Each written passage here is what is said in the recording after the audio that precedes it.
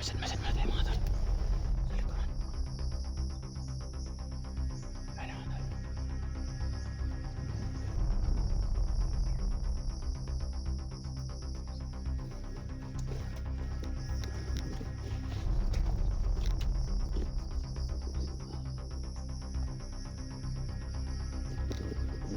Hindi natin alam mga tol kung ilan yung tao na sa loob mga tol. Kaya masid-masid muna tayo.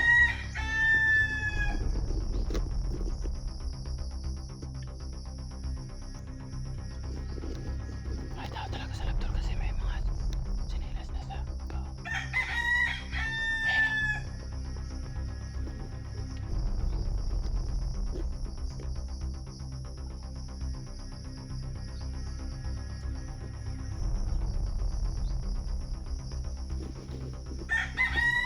Kanina-kanina lang mga tol dito banda. May pinatay ako pero andun na sa malayo. Tinapon ko na mga tol.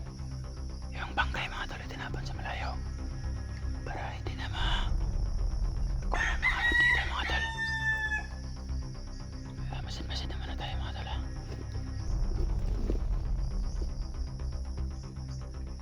Doon sa harapan mga tol. Doon si Elektra mga tol. Ano na kayo nangyari doon sa kanya? Pero pag may mga putok mga tol, puntahan ko doon siya tol. Kung may mga putok. Kasi wala pang mga putok mga tol. Parang okay pa. Kasi wala pang mga putok-putok. Patuloy tayo mga tol.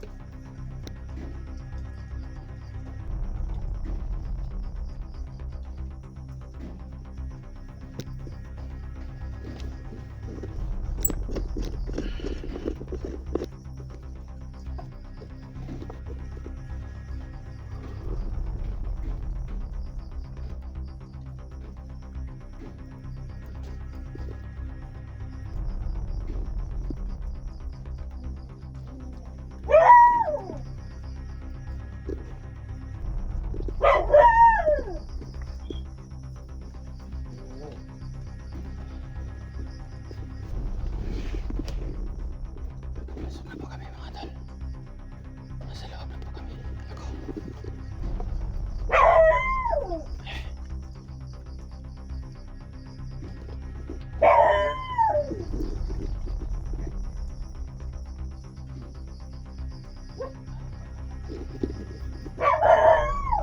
Sukatan na tayo mga tol.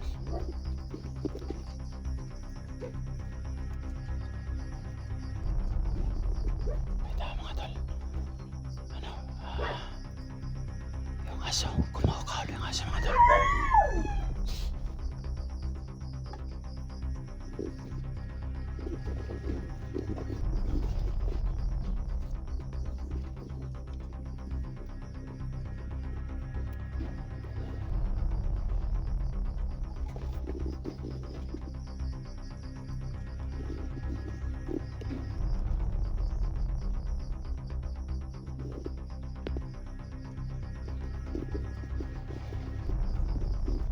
Tara mga tol, masin-masin muna tayo kasi kumakahuli ang aso. Nasa loob na kami mga tol.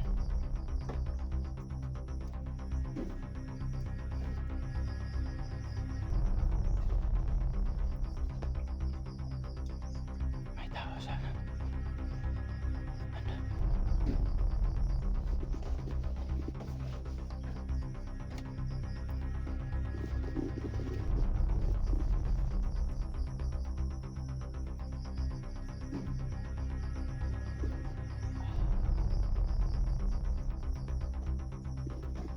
May tao talaga tol kasi may kayo.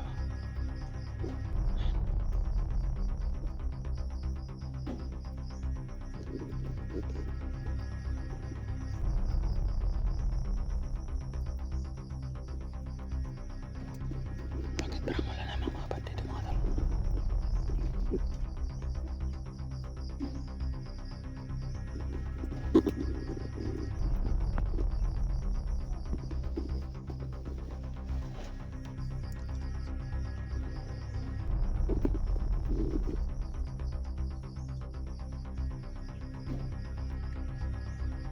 Ay, parang sila nagtrayan mga tol.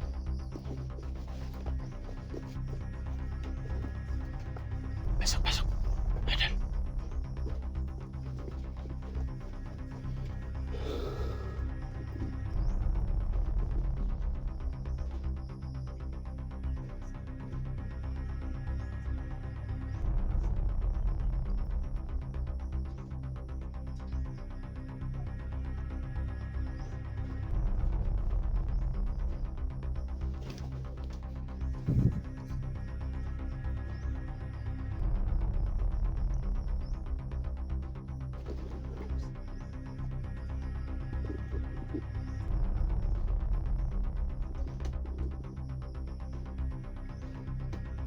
Ha?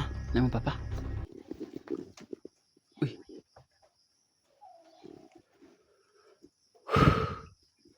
Mingaw lagi sulod wala may kalaban.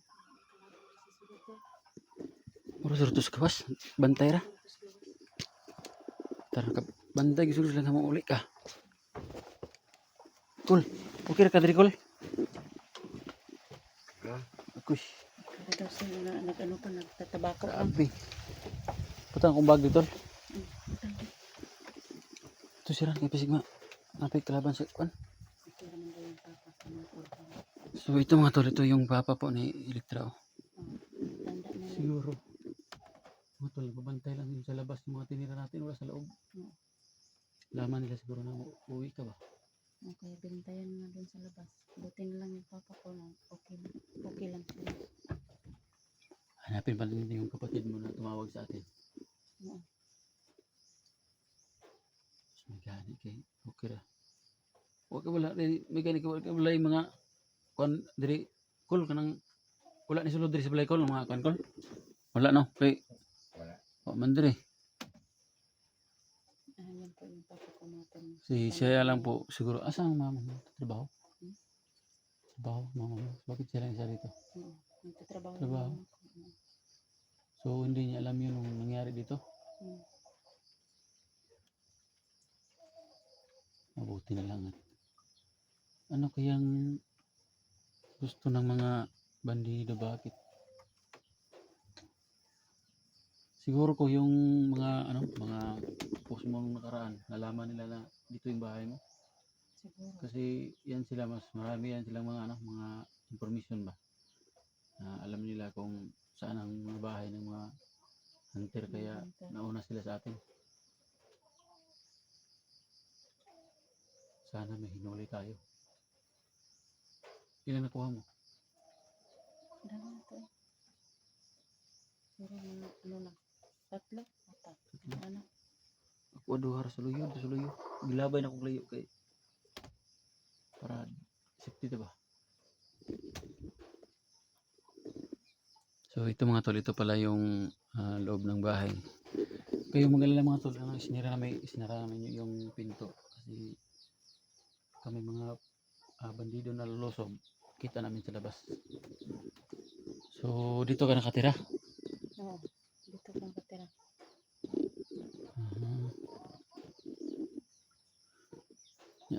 Sa plano na to ani. Dalhin to yung papa mo pupuwi natin sa Davao? Oo, dadalhin natin yan.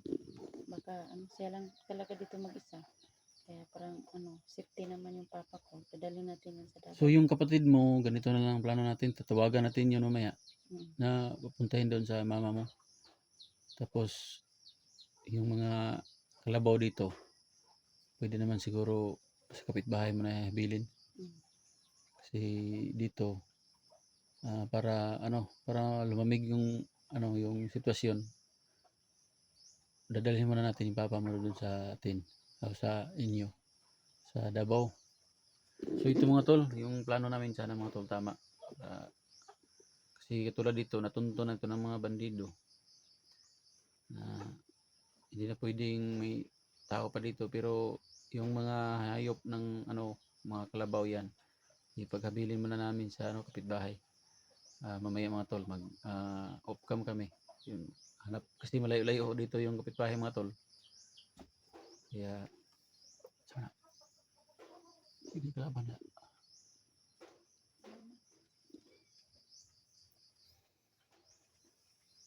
Sabing sikap mga tol, at least mga tol, nandito na kami sa bahay nila ni Electra. Dito yung papa niya. Success kami mga tol, nakalapit dito. Ang sa amin lang dito mga tol, ang paglabas namin. Baka tambangan naman kami. Mapipray lang tayo mga tol na walang mangyaring masama sa amin. Kaya masid muna tayo.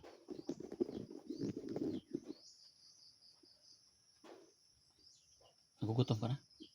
Oo. Tingnan mo doon. Ay, doon to ba?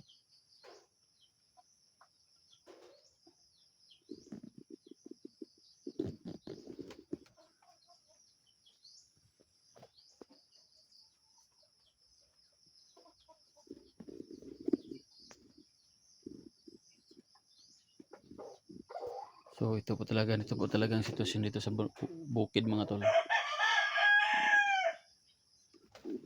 Masid muna tayo.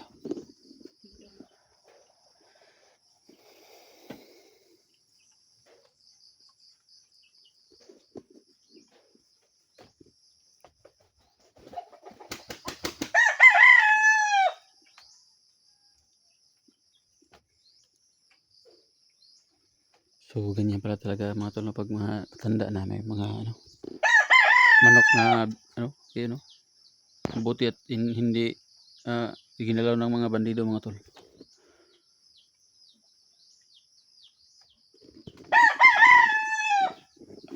Safety naman. So